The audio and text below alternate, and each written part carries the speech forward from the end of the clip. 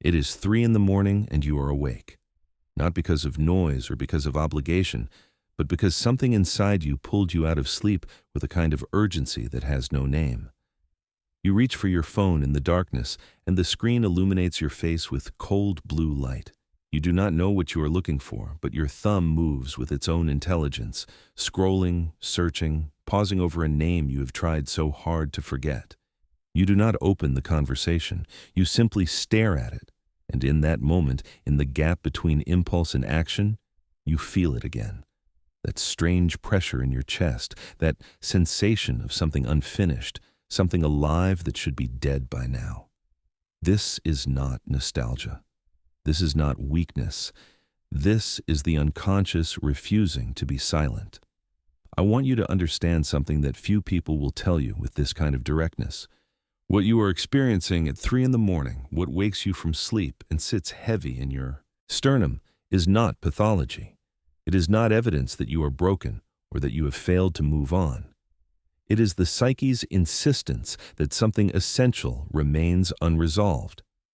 The conscious mind, the ego, has decided that this connection should be over. It has marshaled all its rational defenses. It has built arguments about incompatibility, about timing, about all the reasons why this love was impossible or unwise. But beneath that carefully constructed narrative, the unconscious knows something else. It knows that this was not a casual encounter. It knows that something archetypal was activated, something that touches the very structure of the self. And the unconscious does not release such things simply because the ego has decided it should. You are not wrong. I need you to hear this clearly because you have likely spent considerable time questioning your own perception, wondering if you invented the significance of what occurred, if you read too much into gestures and glances, and moments of connection that felt like recognition. You were not wrong. What you experienced was real. It was real not necessarily because the other person understood it or could articulate it, or even because they were capable of honoring it, but because it was real in you. Something in your psyche recognized something in theirs. An archetypal pattern was constellated. The Anima or the Animus, those internal images of the contrasexual other, found an external carrier. And when that happens, when projection meets its object with such precision, the intensity is undeniable. The pull is not a delusion. It is the soul seeking its own completion through the image of the other. But here is where we must be very precise about what is actually occurring. This person, this one who occupies so much of your inner space, who appears in your thoughts unbidden, who haunts the edges of your awareness even when you are engaged in entirely unrelated activities, this person is not simply another individual going about their separate life. They are, in this moment, a psychological fact inside you. They have become part of your inner constellation. And what you are experiencing now, this impossible tension between the rational knowledge that the connection has ended and the deeper knowing that something remains unfinished, this is what the alchemists called the Nigredo. It is the blackening, the stage of psychological death where the old forms dissolve, but the new forms have not yet emerged. You are in the darkness between what was and what might become. And I know this darkness is uncomfortable. I know it feels like failure or stagnation or being trapped in something you should have transcended by now. But this darkness is necessary. It is the fertile void from which transformation emerges. Let me speak now about the person who is on the other side of this strange, stretched silence. Let me speak about what is occurring in their psyche, not because I can read their mind from a distance, not because the universe whispers their secrets to me, but because I understand the psychological laws that govern such situations. This person is experiencing a collapse, not necessarily an external collapse that others can see, but an internal one. Their false self, the constructed persona that allowed them to function in the world according to familiar patterns, is becoming untenable. You were a catalyst for this. You showed them, perhaps without meaning to, a version of themselves they had not seen before. You reflected back something authentic, something that their persona could not fully contain or control. And this created a crisis. The false self is built through adaptation. It is constructed in childhood and refined through years of learning which aspects of ourselves are acceptable and which must be hidden. It is the mask we wear to meet the expectations of family, of culture, of our own internalized standards of who we should be. And for many people, this false self functions adequately for years or even decades. It allows them to have relationships, to pursue careers, to move through the social world without too much friction. But the false self is not the whole self. It is a partial identity, and beneath it, all the rejected and denied aspects of the psyche continue to live in the unconscious, waiting for their moment to be seen. When this person encountered you, something in their false self recognized that you could not be fully integrated into their existing structure. You were too real, too demanding of authenticity, too capable of seeing through the performance. This created a threat, not a conscious, deliberate threat, but a threat to the ego's stability. To be with you fully would require dropping the mask. It would require allowing themselves to be known in their totality, including the parts they have spent their life hiding from themselves. This is terrifying. The ego experiences this possibility as a kind of death, because it is a death. It is the death of the familiar identity, the death of the carefully maintained image, the death of control. And so they retreated. They created distance. They became unavailable or ambiguous or silent, not because they stopped caring, but precisely because they cared in a way that their psyche was not equipped to handle. The intensity of what they felt in your presence exceeded their capacity to remain in the false self while also remaining in relationship with you. They faced an impossible choice: transform or withdraw. And transformation is not something one simply decides to do. It requires readiness. It requires that the pressure of remaining in the old form becomes greater than the fear of entering the unknown. And so they withdrew, believing perhaps that distance would resolve the tension, that time would diminish what they felt, that they could return to their previous equilibrium if they could just get enough space from you. But here is what they are discovering, slowly and with increasing discomfort. The distance has not resolved anything. Time has not diminished the significance of what occurred. They thought they could close the door on this connection and return to their familiar patterns. But the door will not stay closed. You appear in their thoughts when they least expect it. Your name surfaces in their awareness in moments of transition, in the gap between sleep and waking, in the quiet spaces where the ego's defenses are momentarily lowered. They have tried to rationalize their withdrawal. They have constructed explanations about why the relationship was impossible, about timing or compatibility or practical considerations. But these explanations feel increasingly hollow because they do not touch the real issue, which is that something essential in them responded to something essential in you. And that kind of recognition does not simply evaporate because it is inconvenient. They are engaging in what I call internal rehearsals. Late at night or in moments of solitude, they compose messages to you in their mind. They formulate explanations, apologies, declarations. They imagine scenarios of reconnection, playing out different versions of how it might unfold. They construct elaborate justifications for why they should reach out, or equally elaborate reasons for why they should not. This internal activity is exhausting and it produces nothing.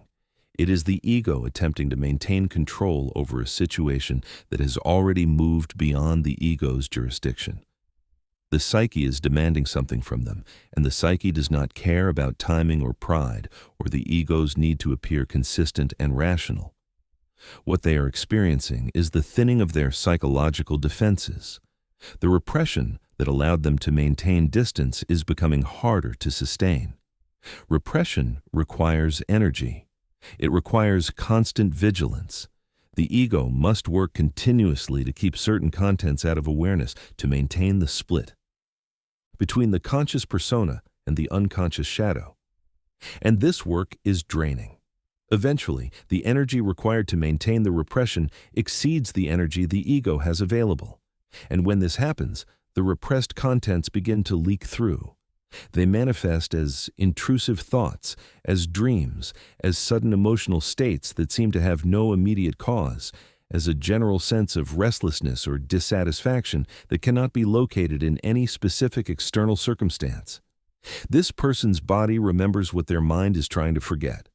The nervous system does not distinguish between presence and absence in the way the rational mind does. The body carries the imprint of connection. It remembers the quality of energy in your presence, the specific timbre of your voice, the way space felt when you were in it together. And because the body remembers, the severance of the connection is experienced not simply as an emotional loss, but as a kind of amputation. There is a phantom limb effect. They reach for something that is no longer there. They orient toward a presence that is absent. And this creates a low-grade suffering that pervades their daily experience, a background noise of wrongness that they cannot fully articulate or understand. Now I must speak to you about something that may be difficult to accept, the universe, by which I mean the self, the organizing principle of the psyche that seeks wholeness and integration. This universe is not sentimental. It does not keep connections alive simply because they feel meaningful or because two people experience genuine recognition. The universe keeps connections alive when they serve the process of individuation, when they carry the potential for psychological growth and the integration of unconscious contents. What you are experiencing, this refusal of the connection to die despite all rational reasons why it should, this is an indication that the work is not complete. Not the work of the relationship in the conventional sense, but the psychological work that this connection activated in both of you. You see, relationships that touch us at this depth are never only about the other person. They are about encountering aspects of ourselves that we could not see without the mirror of the other. This person carried your projection. Whether it was the anima or the animus, whether it was an idealized image of wholeness or a shadow aspect that needed integration, they became the external carrier for an internal content. And when projection occurs with this degree of intensity, it is because something critical to your own development is seeking recognition. The psyche does not invest this much energy in relationships that are merely pleasant or compatible. It invests this energy when soul work is at stake. What is being asked of you now, in this dark phase, in this Nigredo where nothing seems to move forward and nothing seems to resolve, what is being asked is that you turn inward. The temptation is to focus all your attention on the other person, on whether they will return, on what they are thinking or feeling, on signs and signals that might indicate a shift in their position. But this outward focus is a defense against the deeper work. The real question is not what they will do. The real question is what this connection revealed about you. What did it show you about your own capacity for depth and authenticity? What did it reveal about the ways you abandon yourself in relationship, or the ways you have settled for less than what your soul actually requires? What aspects of yourself did you touch in their presence that you have not been able to access alone? These are not rhetorical questions. They are the actual work. And this work cannot be bypassed by the other person suddenly becoming available or by the relationship resuming in some external form. Even if that were to occur, even if they were to overcome their terror and reach out, the relationship would simply recreate the same patterns unless both of you have done the internal work to meet it differently. The universe refuses to let this connection die, not because you are supposed to be together in some predetermined way, but because you are both being asked to transform. The connection will remain alive in the psyche until that transformation has occurred, or until you have extracted the lesson and can genuinely release it. Let me describe what is occurring in the depths of the psyche for both of you, in language that might help you recognize the movements that are happening beneath conscious awareness. There is a principle in depth psychology that states whatever is not made conscious will be acted out as fate. This means that the patterns we do not recognize, the complexes we do not integrate, the shadow contents we do not acknowledge, these will manifest in our external lives as recurring situations, as compulsive behaviors, as relationships that repeat the same dynamics over and over. The connection that refuses to die is, in part, a repetition compulsion. Both of you are caught in a pattern that has roots much deeper than this particular relationship. For you, there may be a pattern of loving people who cannot fully meet you, of being drawn to potential rather than to actuality, of giving your heart to those who are unavailable or ambivalent. This pattern did not begin with this person. It likely has roots in your earliest relationships, in the template that was formed in childhood about what love looks like and feels like. Perhaps you learned that love requires waiting, that it is always just out of reach, that you must prove yourself worthy of it. Perhaps you learned that intensity and pain are signs of depth, that struggle means significance. These early learnings become unconscious templates, and they guide your attractions and choices long into adulthood, pulling you toward people who will recreate the familiar dynamic even when that dynamic causes suffering. For them.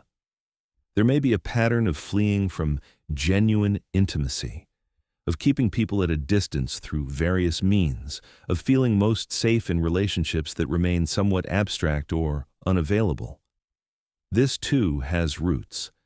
Perhaps they learned in early life that closeness equals danger, that vulnerability leads to betrayal or abandonment, that the only way to remain safe is to remain in control.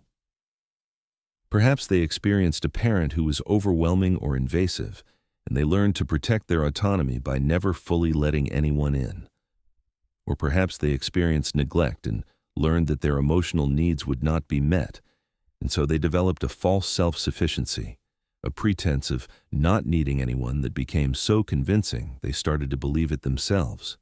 What is occurring now in both of your psyches is that these patterns are being illuminated. The connection activated something so powerful that the usual defenses are insufficient. You cannot simply dismiss them as another unavailable person and move on because the recognition went too deep. They cannot simply retreat into comfortable distance because your presence touched something in them that will not be quiet. The patterns that have operated unconsciously for years or decades are being forced into the light, and this is precisely why the connection refuses to die. It is carrying the potential for both of you to see and break the patterns that have been running your relational lives. But seeing the pattern is only the beginning. Integration is what is required. Integration means withdrawing the projection, seeing the other person as they actually are, rather than as the carrier of your internal contents. Integration means recognizing the ways you have been complicit in your own suffering, by choosing relationships that confirm your deepest wounds rather than challenge them. Integration means developing the capacity to give yourself what you have been seeking from others to provide your own sense of worth and completion rather than expecting another person to fill the void. This is lonely work. It is not what you wanted when you first felt the pull of this connection. You wanted union, recognition, the joy of being deeply seen and chosen. You did not want to be alone in the dark, doing internal archaeological work on the ruins of your relational patterns. But this is where the path leads. Not because you are being punished or because you failed at something, but because genuine transformation requires this descent. It requires the dissolution of the false forms before the true forms can emerge. The alchemists knew this. They spoke of solve et coagula, dissolve and coagulate, the necessity of breaking down before building up, of death before rebirth. I want to bring your attention now to the quality of the silence between you. Silence in relationship is never neutral. It is always meaningful. And the silence you are experiencing with this person, the lack of contact that persists. Despite the obvious pull between you, this silence has a particular quality. It is not the silence of indifference. It is not the silence of forgetting. It is the silence of paralysis, the silence of two people caught in the gravitational field of something larger than either of them knows how to navigate. They are silent because they do not know what to say that would not require them to reveal more than they are ready to reveal. You are silent because you have learned, perhaps painfully, that pursuing someone who is withdrawn only pushes them further away, and because some dignity in you refuses to beg for what should be freely given. But this silence is becoming psychologically thin. By this I mean that the barrier of non-contact is losing its solidity. Where once the silence felt like a wall, an absolute separation, it is beginning to feel more permeable, more fragile.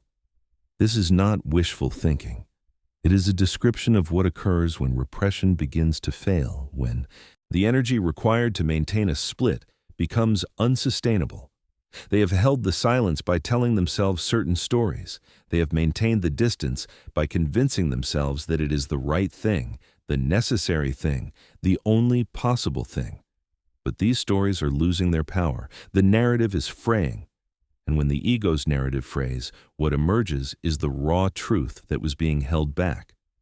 The raw truth is that they are terrified of the depth of what they feel, terrified of being seen, terrified of failing at something that matters, terrified of disrupting the life they have constructed, the routines and roles and relationships that provide stability even if they no longer provide meaning. Terror is not the same as not caring. It is often the opposite. The most profound terror arises in relation to what we care about most deeply, because deep caring means deep vulnerability, the possibility of profound loss. And if their early experiences taught them that caring deeply leads to pain, then the magnitude of what they feel for you represents a magnitude of potential pain that the ego finds intolerable. But the psyche is indifferent to the ego's comfort. The psyche serves a different master. It serves the self, the drive toward wholeness and integration. And when the self has marked a connection as significant as carrying the potential for the integration of split-off contents, the psyche will not allow the ego to simply avoid it indefinitely. The pressure builds, the symptoms intensify. The defenses that once worked smoothly begin to crack. This is why the silence is becoming thin. This is why they are thinking of you more, not less. This is why your name appears on their tongue unbidden, why they type messages they do not send, why they find themselves in states of emotional intensity that seem to have no immediate external cause. You must understand something crucial about timing and psychological processes. The ego wants things to happen according to its schedule, its sense of when things should unfold. But the unconscious operates on its own timeline. The transformation that is being required of this person, the shift from false self to greater authenticity, from defended isolation to genuine vulnerability, this cannot be rushed. It unfolds according to its own necessity. The pressure builds until the old structure can no longer hold. And that breaking point cannot be forced or predicted. It arrives, when the energy of the repressed contents exceeds the energy of the defenses, when remaining in the old form becomes more painful than the risk of transformation. What you can know is that the process is occurring whether it is visible or not. In the depths of their psyche, a restructuring is taking place. The false self that required distance from you is collapsing under the weight of its own inauthenticity. They are being confronted in ways that may be entirely internal and invisible to others with the cost of their defenses. They are seeing what they sacrificed for safety. They are feeling the emptiness of relationships that ask nothing of them. They are recognizing that the intensity they felt with you was not a problem to be solved, but a depth to be honored. But recognition alone does not produce action. Between recognition and action is a chasm that must be crossed, and crossing that chasm requires courage that cannot be borrowed or granted from the outside. They must find it within themselves. They must reach the point where the fear of remaining as they are exceeds the fear of transformation. And you cannot make this happen for them. Your waiting does not speed the process. Your absence does not slow it. The process unfolds according to its own internal logic, governed by factors that are largely unconscious and beyond direct manipulation. This brings us to a critical juncture in our consideration. What is your role in all of this? If their transformation is their own process, if you cannot force or accelerate it, what are you to do with yourself while this strange suspension continues? The answer is both simple and extraordinarily difficult. Your role is to turn toward your own individuation, to use this time of waiting and uncertainty not as a passive holding pattern, but as an active engagement with your own psyche. You must ask yourself the questions that are trying to emerge through this situation. Why did you need this person specifically to feel alive in the way you felt alive in their presence? What did they give you permission to be that you have not given yourself permission to be? What aspects of yourself were constellated by them that you can now learn to constellate independently? If they never return, if this connection remains forever in the realm of what might have been, What will you have gained from it?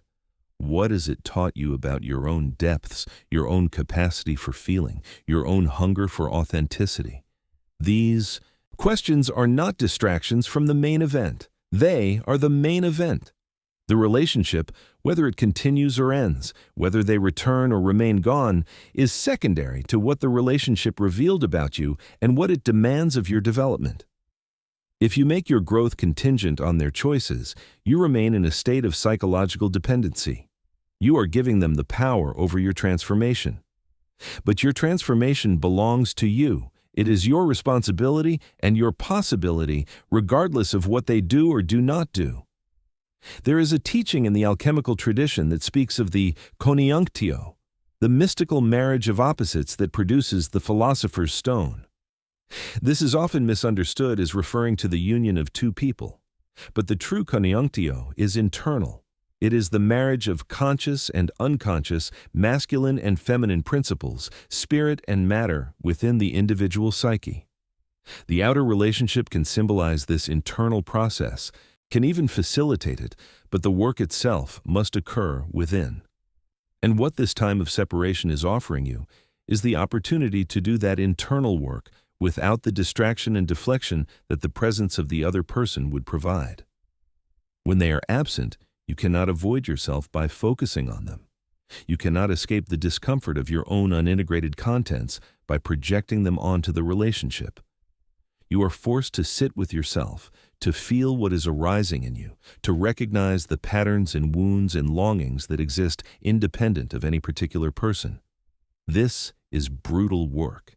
It is the opposite of romantic.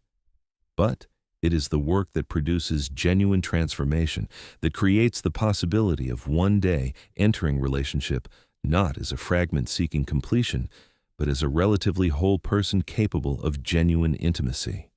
Let me speak now about a phenomenon you may be experiencing that often goes unnamed. There are moments, perhaps brief and fleeting, where you feel them thinking of you. Not in some mystical transmission of thought, but in the way that deep connections create a kind of resonance in the psyche. You might be going about an ordinary activity and suddenly feel a shift, a presence, a quality in the air that makes you think of them. Or you wake from a dream in which they appeared, and the dream has a weight and significance that normal dreams do not carry. Or you have a sudden knowing, a conviction that has no rational basis, that something has shifted in them, that they are closer to movement than they were before. These experiences are real in the psychological sense. They are not necessarily evidence of telepathy or cosmic connection, though I do not dismiss those possibilities entirely. They are evidence of how profoundly another person can become embedded in your psyche when projection of this magnitude has occurred. They have become an internal figure, a complex that carries its own energy and autonomy. And complexes communicate through the language of the unconscious, through dreams, through synchronicities, through intuitions and bodily sensations. When you feel them thinking of you, what may be occurring is that the complex which holds their image in your psyche is becoming activated, is moving, is preparing for some shift in the economy of your inner world. But you must be careful not to mistake these internal movements for external guarantees. The psyche is preparing something, yes. A transformation is occurring, yes, but the outcome of that transformation may not be what the ego hopes for. The psyche's goal is not to give you the relationship you want. The psyche's goal is to make you whole. And sometimes wholeness requires the complete dissolution of a connection so that the projection can be withdrawn and the energy returned to its proper place within you. Sometimes the relationship that refuses to die must die completely, so that you can be reborn into a life that is truly your own rather than one organized around the hope of union with another. This is difficult to accept because there is a part of you that believes this connection is special, is fated, is meant to be. And perhaps it is special. Perhaps it did carry a kind of destiny. But destiny in the psychological sense does not mean a predetermined outcome. It means a task that must be confronted, a pattern that must be made conscious, a development that must occur. The destiny may be that both of you individuate through this connection. It may not be that you individuate together. If this exploration has brought something into focus for you, if it has named what was previously only a vague discomfort or a shapeless longing, I invite you to engage more deeply with this work by subscribing to this channel. To subscribe is not simply to receive more content. It is to make a commitment to self-knowledge, to the difficult work of bringing the unconscious into consciousness, to the refusal to live your life according to unexamined patterns. The work I present here is not for entertainment or distraction. It is for those who are ready to turn toward themselves with honesty and courage, who are willing to see what they have been avoiding, who understand that genuine transformation requires descent before ascent.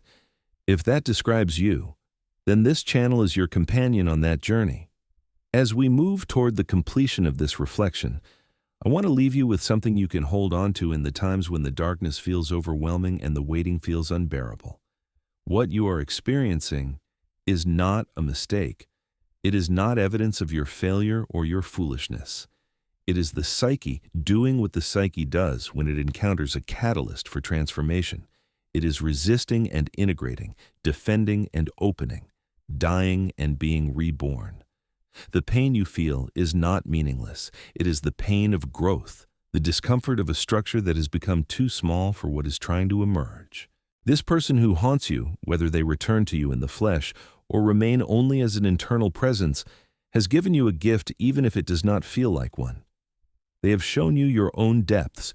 They have cracked open a door inside you that you may not have even known was there. They have demonstrated that you are capable of profound feeling, of seeing and being seen, of touching something numinous and real beneath the surface of ordinary life.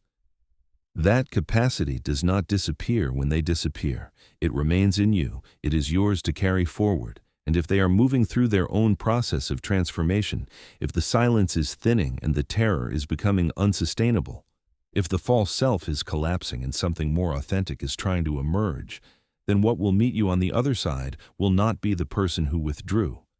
It will be someone changed, someone who has faced their own depths, someone who has had to choose between remaining defended and becoming real.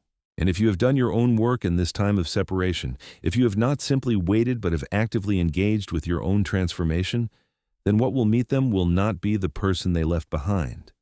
It will be someone more whole, more grounded, more clear about what they require from relationship and from life. But none of this can be forced. None of it can be controlled. The ego must learn to surrender to processes that are larger than itself, to trust that the psyche knows what it is doing, even when the path makes no sense to the rational mind. Your task is not to make this person overcome their fear or to manipulate circumstances toward reunion. Your task is to remain faithful to your own unfolding, to honor what is trying to emerge in you, to allow this experience to deepen you rather than destroy you. The love that was never supposed to happen has happened. It has left its mark. The universe, which is to say the self, refuses to let it die because the work it initiated is not yet complete. But the completion may look nothing like what you imagined. It may be that the love transforms into something else entirely, into a catalyst that redirected your entire life, into a mirror that showed you who you needed to become. It may be that years from now you will look back and recognize that this impossible connection was the door through which you walked into your own wholeness. That would not be a failure of the love, it would be its fulfillment. For now you wait, but you wait actively, not passively. You wait while doing the work, while facing yourself, while becoming more of who you actually are beneath the layers of adaptation and defense. And in that active waiting, in that commitment to your own transformation, you create the possibility for something genuine to emerge, whether with this person or with someone else or in the deepening relationship with yourself that is the foundation of all other relationships. The darkness of the Nigredo will give way to something new. The question is whether you will use this time to prepare yourself for that emergence or whether you will remain fixated on what was lost. The choice, as always, is yours.